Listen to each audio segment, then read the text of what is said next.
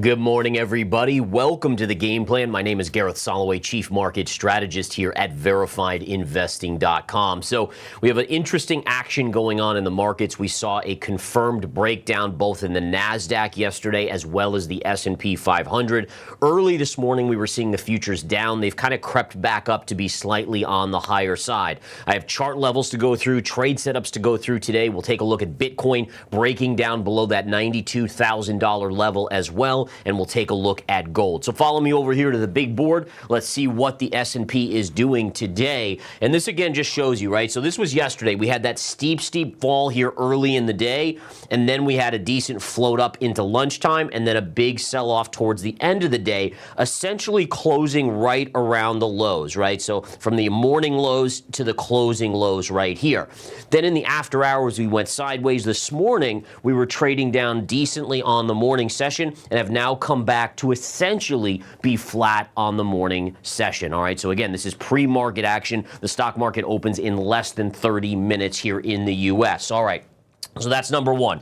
Number two, here's where we see the confirmed breakdown and the negation of the confirmed breakout. So again, we've talked about this. I've gone over this quite a few times with you guys. If you followed the game plan on a daily basis, we know that we had confirmed above, which was a breakout, and now we've closed here. Yesterday, or 2 days ago, I should say, on Friday's close here, this is your confirming candle right here, this one right there. Now, what does that mean? Well, it essentially means it's a failed breakout. You've now confirmed to the downside. Probabilities do a flip, right? So when we were up here, probabilities were favoring an upside move, continued kind of grind higher. We've now flipped to where probabilities favor further downside. Now, it doesn't mean straight down, right? Oftentimes, when you come down and confirm, you do kind of a trade back to the scene of the crime, and then you get your next move down. Or could we potentially see a continuation today into this trend line here, right? We have a very defined trend line going back there, and at that point, we could see that bounce. And I want to be clear, by no means have buy the dippers run away, but we're seeing a degradation of that. We're seeing more and more institutional selling, more and more economic data that's coming in weaker and weaker, and eventually that's going to take its toll on the market and on buyers and eventually bring the markets to the downside, all right? So again, we'll keep an eye on that, but right now, again, we have a confirmed breakdown, a failed breakout, and oftentimes the biggest moves, remember this, the biggest moves oftentimes come from failed moves. All right, let's get into the NASDAQ chart real quick here. If we take a look at the NASDAQ, we have a confirmed breakdown out of this upsloping wedge, and you can see again, it was kind of a flattish to slightly downsloping trend line on the tops. Here was your low going back to August of 2024, hit here, and here, closed below, and today, or I should say yesterday, confirmed. So now it says confirmed breakdown, and that again means that sure, you can easily bounce a little bit here, but this now is going to be, this trend line is going to be major resistance. All of this, by the way, coming into NVIDIA earnings tomorrow after the bell.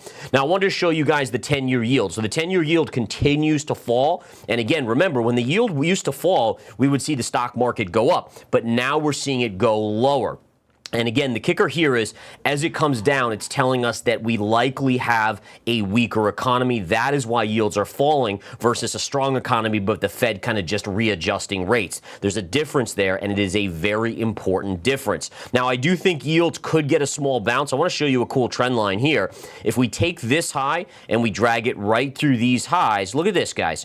Look at this. High pivot to the high pivot here, cuts right through here, and look, the 10-year yield is right on that. So if I had to gauge what I would expect based on chart analysis, you probably get a small bounce over the next couple days, and then eventually I think we do go lower in the 10-year yield as the economic data continues to show weakness. All right, so now we're going to flip over to HIMS. Now, HIMS here, folks, I'm going to go to the big board to dissect this, and if we take a look at HIMS here, the stock is cratering down below $40 after reporting earnings yesterday after the bell. Now, this is down about 22% on the morning session. Now, this has been one of the most impressive runners, kind of the cult following plays, the momentum plays in the market. What we can see is that just back in late January, this was trading at around $35. It then ripped to over $70, 100% move before retracing into yesterday's close right here.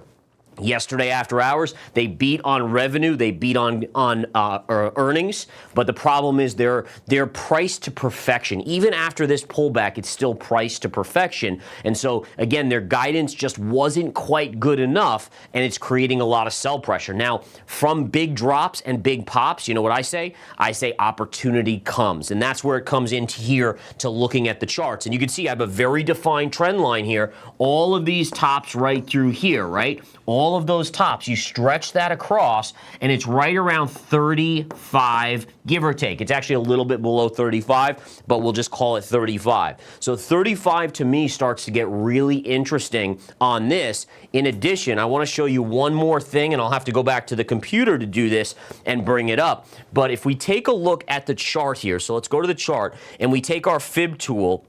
If we look at this, and I'm trying to remember where I did it from, I think it might have been from here, from our lowest point. So our lowest of the beginning of the big bull run here, when HIMS was down right here, you can see how it just went straight up. Look at what aligns perfectly with that level. You can barely see it because the line actually goes through it from over here, but this says to 786, and it is the Fibonacci retrace. So from this low to this high, this is the exact 786 Fibonacci retrace. Now for me, again, as I move back to the big board to talk about this is what you want to do in trading, right? So you don't just want to say, oh, well, I like the stock, so I'm going to buy it. I mean, listen, that's a good long-term strategy maybe, because over time we know stocks tend to go up.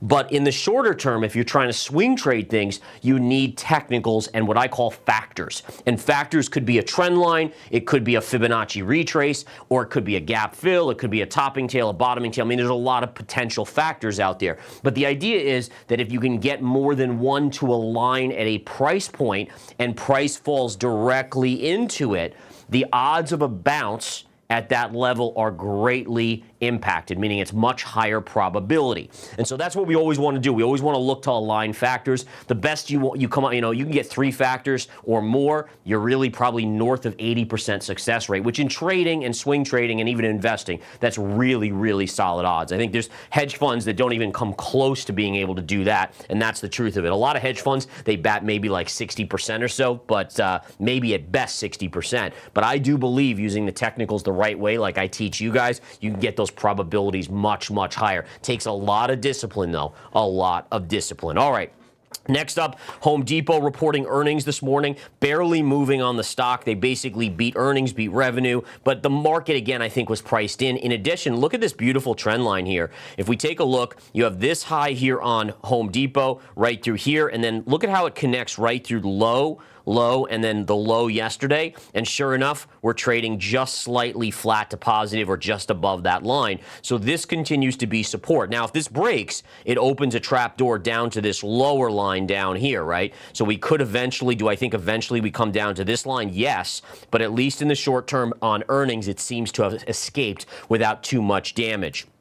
Palantir, guys, again, when I see big pops, I generally am shorting into them because, again, it's momentum, it's psychology. Here we've had the big pop on Palantir. It's now pulling back. Right now trading at 91.89, so it's up fractionally on the day. But this level is so solid to me. Listen, and there's no guarantees. Let's be clear on that. But as a probability trade, this level between, I would say, 84 and down here 80.5, this to me should, if we can come into this level today, we should see a technical bounce on Palantir. That would be a good level. Robinhood, we showed a level yesterday. It was an upsloping trend line. I said look for a bounce, and sure enough, take a look at this, guys. Look at this.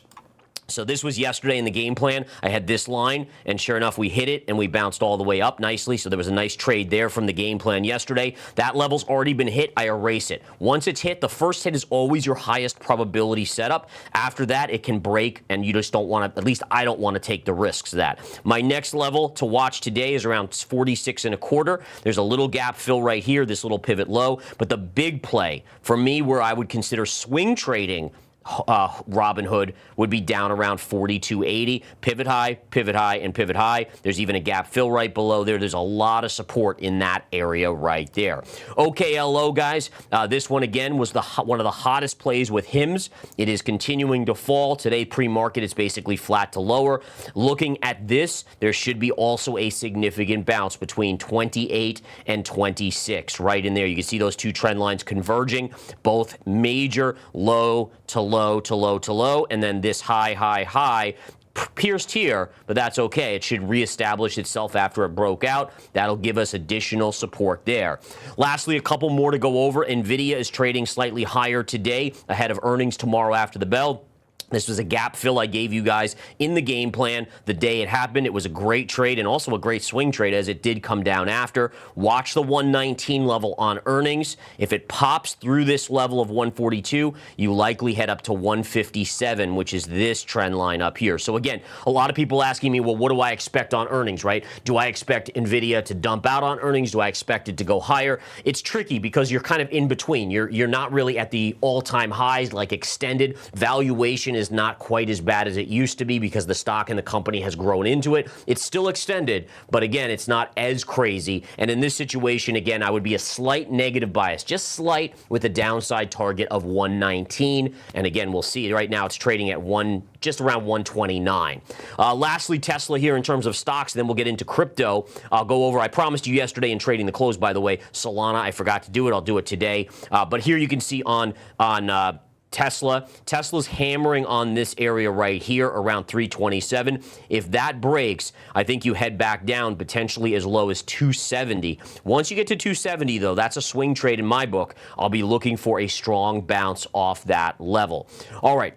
Let's get into Bitcoin, and then we'll get into Solana. The key on Bitcoin, again, guys, I've kind of guided you to this. We've talked about these two levels, right? So we've talked about the level here, which is right here at 92,000. We've talked about the 108,000 level. And we talked about how, again, maybe you had a bear flag here a little bit. It's looking like that's what's playing out. We are now below with potential for confirming a breakdown here. Okay, now, Bitcoin as of now is off of its lows. It has bounced a little bit back, so maybe it can recover. A lot will be determined by if the stock market rallies off of the levels it's at today and rallies higher, meaning risk on.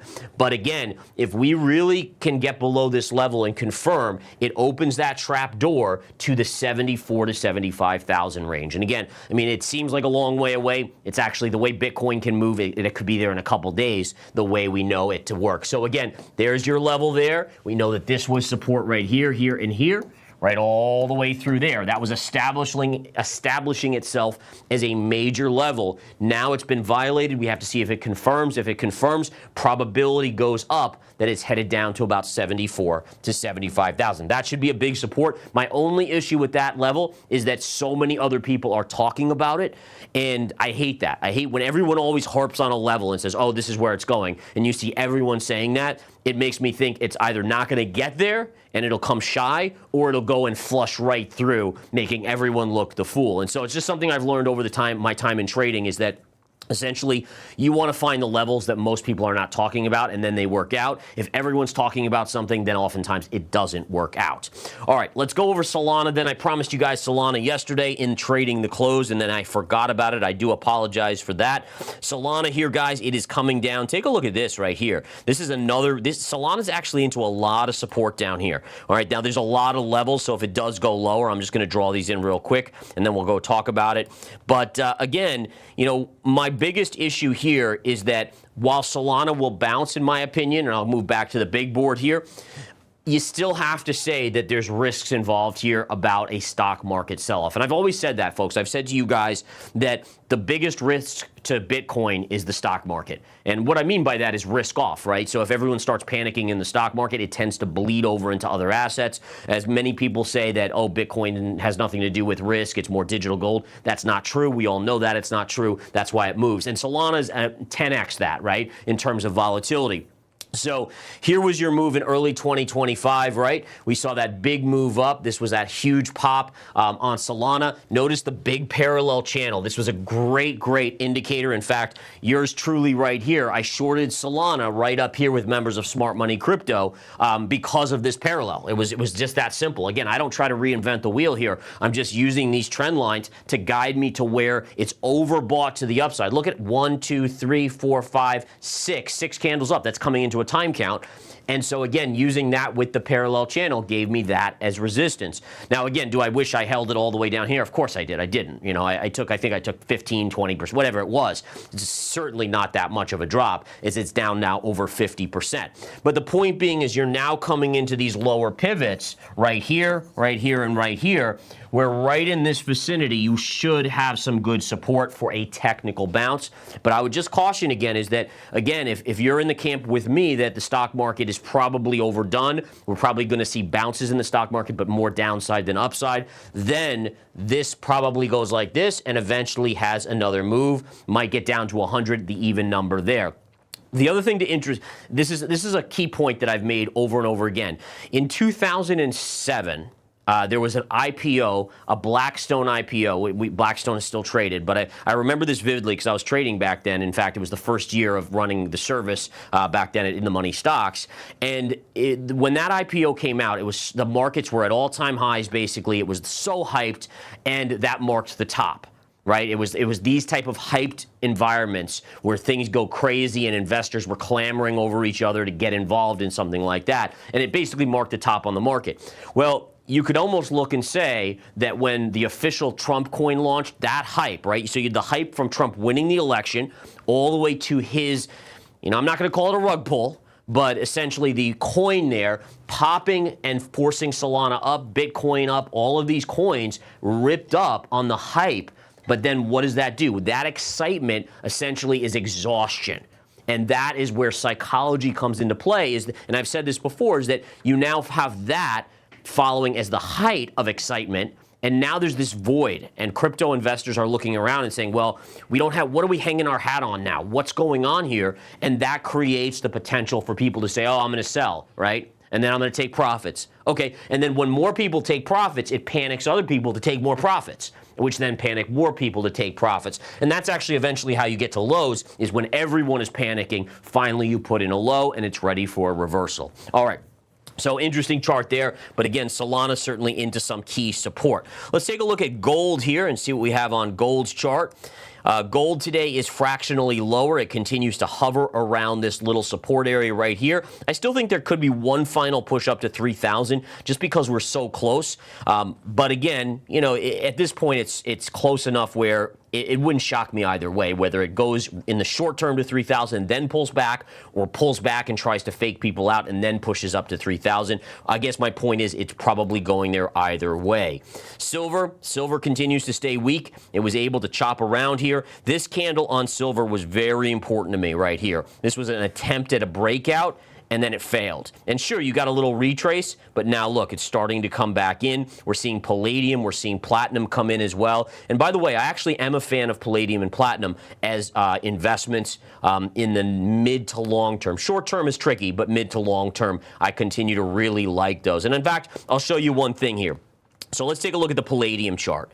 So I'm going to show you guys why, one reason I am mid to long-term bullish. So if you look at the chart of palladium, it's not a great chart, right? So we have a breakdown right here, which says it could go down to this area right down here. If we zoom out on the chart, though, look at how beaten down it is compared to gold. Right, so a huge beatdown, and while gold is at its all-time highs at 3,000 or just shy, this is now basically at multi-year, almost decade lows. Right now, I want to show you this. This is something that got my attention. If you look at the palladium-gold ratio, and we look at this here, let me bring up this. Bear with me. Not sure why it's not doing it. There we go. All right, look at this on this chart. The palladium-gold ratio is basically at its lowest level. So this is comparing palladium's price to gold's price. And generally, you see these metals stay somewhere in a range. A lot of people look at the silver-gold ratio. But in this situation, look at this. I mean, you go back to 2017, you'd have to go back even further. This chart only goes back to 2017. But you are now at essentially 0.32 palladium to gold. And to me, eventually you see some sort of reflex to where, if someone said to me right now, would you rather buy gold here at basically 3,000 an ounce or palladium? I would actually prefer palladium and platinum. And I'm not saying that gold's not going to go up 50 to 100% in the next 5 years. I just think palladium could go up 100 to 200% and play catch up. And so listen, I could be wrong on that, but I do think that, again, looking at these kind of equal factors, palladium's price to gold's price over history, we can certainly see how beaten down palladium, and by the way, it's much the same for platinum is compared to gold, because gold has gotten so popular with investors. Eventually, I always look at it as like a spillover effect. All right, gone to a few other little things today, so we'll just kind of go into oil here. Oil inching down just a little bit. Nothing new here. You still have your support at around 68 and change. And then natural gas, which has kind of been chopping around the last few days, eking out a small gain. This still remains major resistance around 440 here, and I still think we might be forming a bear flag for another rollover. I remain with a short in smart money commodities with members there on natural gas. All right, guys, I got to get to the trading room. We're only about 10 minutes, actually 9 minutes away from the market open. Lots to trade today. Hope to see some of you in there. We also have a lot of other amazing swing trading services on verifiedinvesting.com. And don't forget that homepage, folks,